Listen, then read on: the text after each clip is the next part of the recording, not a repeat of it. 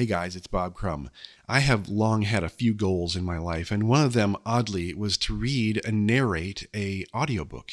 And I'm an illustrator, so I would like to pair my illustrations with narrating a book. The book that taught me that books were awesome was written by a man named Michael Ende. He wrote The Neverending Story. Chapter 5 The Gnomics. Ever so slowly Atreyu awoke to the world. He saw that he was still in the mountains, and for a terrible moment he suspected that Yggdrasil had deceived him.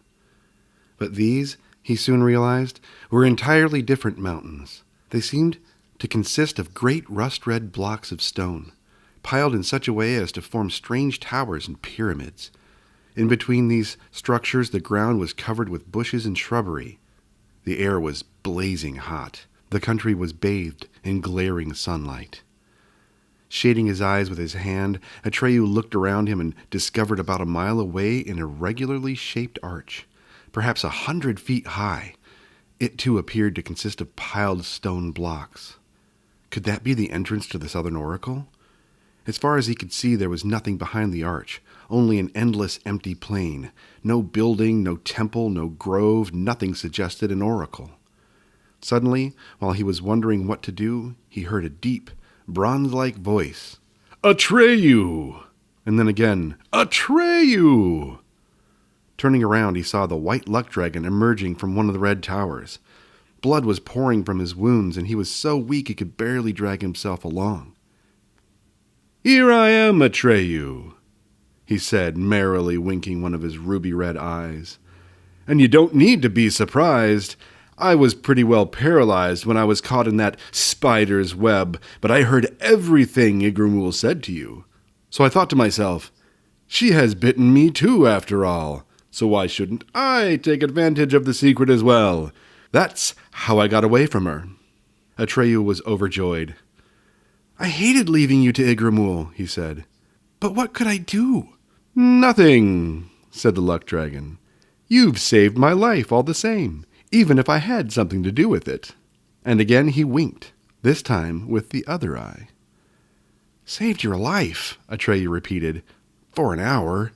That's all we have left. I can feel Yggdrasil's poison burning my heart away." "Every poison has its antidote," said the white dragon. "Everything will turn out all right. You'll see." "I can't imagine how," said Atreyu. "Neither can I," said the luck dragon. "But that's the wonderful part of it. From now on, you'll succeed in everything you attempt, because I'm a luck dragon. Even when I was caught in that web, I didn't give up hope. And as you see, I was right." Atreyu smiled. "Tell me, why did you wish yourself here, and not in some other place where you might have been cured?" "My life belongs to you," said the luck dragon, "if you'll accept it. I thought you'd need a mount for this great quest of yours. And you'll soon see that crawling around on the ground on 2 legs or even galloping on a good horse can't hold a candle to whizzing through the air on the back of a luck dragon. Are we partners?" "We are partners," said Atreyu. "By the way," said the luck dragon, "my name is Falkor." "Glad to meet you," said Atreyu. "But while we're talking, what little time we have left is seeping away. I've got to do something, but what?" "Have luck," said Falkor. "What else?" But Atreyu heard no more. He had fallen down and lay motionless in the soft folds of the dragon's body. Yggdrasil's poison was taking effect. When Atreyu, no one knows how much later, opened his eyes again, he saw nothing but a very strange face bent over him. It was the wrinkliest, shriveledest face he'd ever seen, and only about the size of a fist. It was as brown as a baked apple, and the eyes in it glittered like stars. The head was covered with a bonnet made of withered leaves. Atreyu felt a little drinking cup held to his lips. "Nice medicine, good medicine," mumbled the wrinkled lips and the shriveled face. "Just drink, child. Do you good." Atreyu sipped. It tasted strange, kind of sweet and sour. Atreyu found it painful to speak. "What about the white dragon?" he asked. Doing fine, the voice whispered. Don't worry, my boy. You'll get well. You'll both get well. The worst is over. Just drink. Drink. Atreyu took another swallow, and again sleep overcame him, but this time it was the deep, refreshing sleep of recovery. The clock in the belfry struck 2. Bastian couldn't hold it in any longer. He simply had to go. He had felt the need for quite some time, but he hadn't been able to stop reading. Besides, he had been afraid to go downstairs. He told himself that there was nothing to worry about, that the building was deserted, that no one would see him. But still he was afraid, as if the school were a person watching him. But in the end, there was no help for it. He just had to go.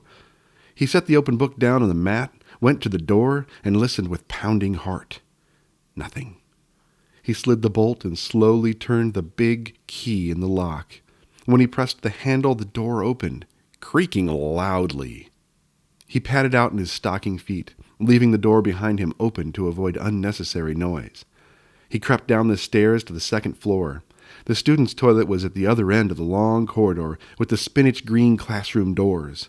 Racing against time, Bastian ran as fast as he could and just made it. As he sat there, he wondered why heroes in stories like the one he was reading never had to worry about such problems. Once, when he was much younger, he had asked his religion teacher if Jesus Christ had had to go like an ordinary person. After all, he had taken food and drink like everyone else. The class had howled with laughter, and the teacher, instead of an answer, had given him several demerits for insolence. He hadn't meant to be insolent. Probably, Bastian now said to himself, these things are just too unimportant to be mentioned in stories. Yet for him, they could be of the utmost pressing and embarrassing importance. He was finished. He pulled the chain and was about to leave when he heard steps in the corridor outside. One classroom door after another was opened and closed, and the steps came closer and closer. Bastian's heart pounded in his throat. Where could he hide? He stood, glued to the spot as though paralyzed. The washroom door opened, luckily in such a way as to shield Bastian. The janitor came in. One by one, he looked into the stalls. When he came to the one where the water was still running and the chain swayed a little, he hesitated for a moment and mumbled something to himself. But when the water stopped running, he shrugged his shoulders and went on. His steps died away on the stairs. Bastian hadn't dared breathe the whole time. He now gasped for air. He noticed that his knees were trembling. As fast as possible, he padded down the corridor with the spinach-green doors, up the stairs and back into the attic. Only when the door was locked and bolted behind him did he relax.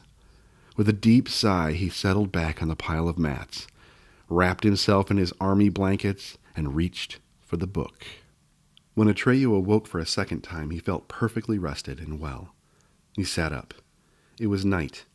The moon was shining bright, and Atreyu saw he was in the same place where he and the white dragon had collapsed. Falkor was still lying there. His breathing came deep and easy, and he seemed to be fast asleep. His wounds had been dressed. Atreyu noticed that his own shoulder had been dressed in the same way, not with cloth, but with herbs and plant fibers. Only a few steps away there was a small cave, from which issued a faint beam of light. Taking care not to move his left arm, Atreyu stood up cautiously and approached the cave. Bending down, for the cave entrance was very low, he saw a room that looked like an alchemist's workshop in miniature. At the back, an open fire was crackling merrily. Crucibles, retorts, and strangely shaped flasks were scattered all about. Bundles of dried plants were piled on shelves. The little table in the middle of the room and the other furniture seemed to be made of root wood, crudely nailed together. Atreyu heard a cough, and then he saw a little man sitting in an armchair by the fire. The little man's hat had been carved from a root and looked like an inverted pipe bowl. The face was brown and shriveled as the face of Atreyu had seen leaning over him when he first woke up, but this one was wearing big eyeglasses, and the features seemed sharper and more anxious. The little man was reading a book that was lying in his lap. Then a second little figure, which Atreyu recognized as the one that had bent over him, came waddling out of another room. Now Atreyu saw that the little person was a woman. Apart from her bonnet of leaves, she, like the man in the armchair, was wearing a kind of monk's robe, which also seemed to be made of withered leaves. Humming merrily, she rubbed her hands and busied herself with a kettle that was hanging over the fire. Neither of the little people would have reached up to Atreyu's knee. Obviously, they belonged to the widely ramified family of the gnomes, though to a rather obscure branch. "Woman," said the little man testily, "get out of my light. You're interfering with my research." "You and your research," said the woman. "Who cares about that? The important thing is my health elixir. Those two outside are in urgent need of it." "Those two," said the man irritably, "will be far more in need of my help and advice." "Maybe so," said the little woman, "but not until they're well." "Move over, old man." The grumbling little man moved his chair a short distance from the fire. Atreyu cleared his throat to call attention to his presence. The two gnomes looked around. "Is all very well," said the little man. "Now it's my turn." "Certainly not," the little woman hissed.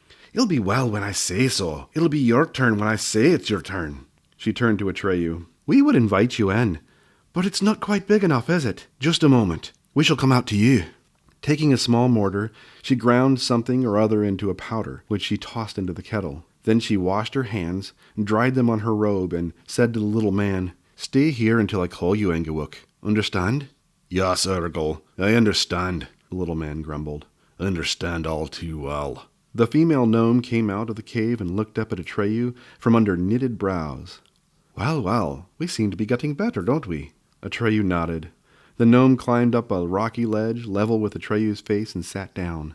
"No pain?" she asked. "None worth mentioning," Atreyu answered.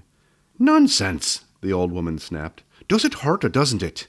"It still hurts," said Atreyu. "But it doesn't matter. Not to you, perhaps, but it does to me. Since when does the patient tell the doctor what matters? What do you know about it? If it's to get well, it has to hurt. If it stopped hurting, your arm would be dead." "I'm sorry," said Atreyu, who felt like a scolded child. "I only wanted to say, that is, I wanted to thank you." "What for?" said Ergol impatiently. "I'm a healer, after all. I've only done my professional duty. Besides, Engewuk, that's my old man, saw the glory hanging around your neck. So what would you expect?" "What about Falkor?" Atreyu asked. "How's he getting along?" "Falkor? Who's that?" "The White Luck Dragon." "Oh, I don't know yet. Took a little more punishment than you. But then he's bigger and stronger, so you ought to make it." "Why not?" "Needs a little more rest." "Where did you ever pick up that poison? And where have you come from all of a sudden? Or where are you going? And who are you in the first place?" Engewuk was standing in the mouth of the cave. He listened as Atreyu answered Ergol's questions.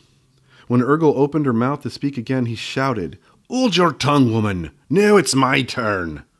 Removing his pipe bowl hat, he scratched his bald head and said, "Don't let her tone bother you, Atreyu. Old Ergol is a little crude, but she means no harm. My name is Engewuk. We are the well-known gnomics. Ever heard of us?" "No," Atreyu confessed. Engewuk seemed rather offended. "Oh well," he said. "Apparently you don't move in scientific circles, or someone would have undoubtedly told you that you couldn't find a better advisor than yours truly, if you're looking for Uriolala and the Southern Oracle. You've come to the right address, my boy." "Don't give yourself airs," Ergol broke in. Then she climbed down from her ledge and, grumbling to herself, vanished into the cave. Engewuk ignored her comment. "I can explain everything," he went on. "I've studied the question all my life, inside and out. I set up my observatory just for that. I'm in the last stage of a great scientific work on the Oracle. The Riddle of Uyalala, solved by Professor Engewuk. That's the title. Sounds all right, doesn't it? To be published in the very near future. Unfortunately, a few details are still lacking. You can help me, my boy." "An observatory?" asked Atreyu, who had never heard such a word. Engewuk nodded and, beaming with pride, motioned Atreyu to follow him. A narrow path twined its way upward between great stone blocks. In some places where the grade was especially steep, tiny steps had been cut out of the stone. Of course, they were much too small for Atreyu's feet, and he simply stepped over them. Even so, he had a hard time keeping up with the gnome. "Bright moonlight tonight," said Engewuk. "You'll see him all right." "See who?" Atreyu asked. "Uyulala?"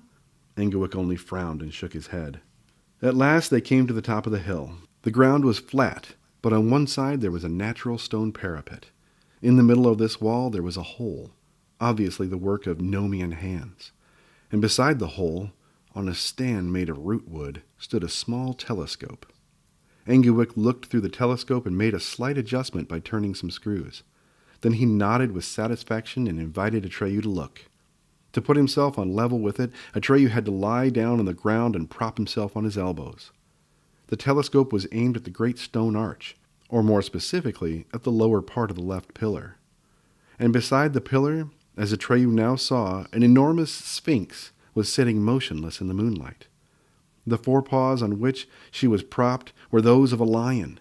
The hindquarters were those of a bull, and on her back she bore the wings of an eagle, and her face was that of a human woman. In form, at any rate, for the expression was far from human. It was hard to tell whether this face was smiling or whether it expressed deep grief or utter indifference. After looking at it for some time, Atreyu seemed to see abysmal wickedness and cruelty. But a moment later he had to correct his impression, for he found only unruffled calm. "Don't bother," he heard the gnome's deep voice in his ear. "You won't solve it.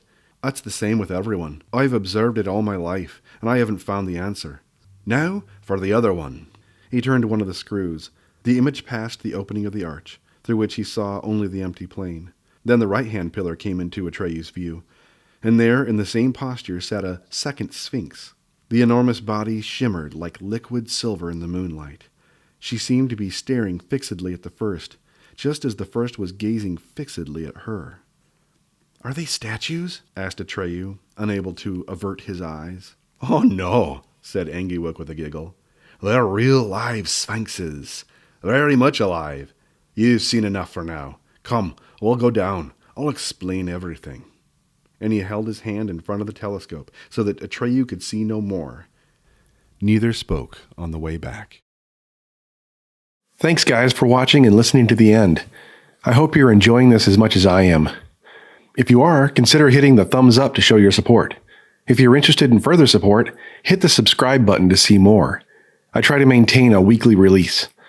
If you hit the bell, YouTube will give you a notification so you can catch the next chapter as soon as it comes out. And remember to hit the share button. And lastly, create. Create something, especially if it's a better day for someone else.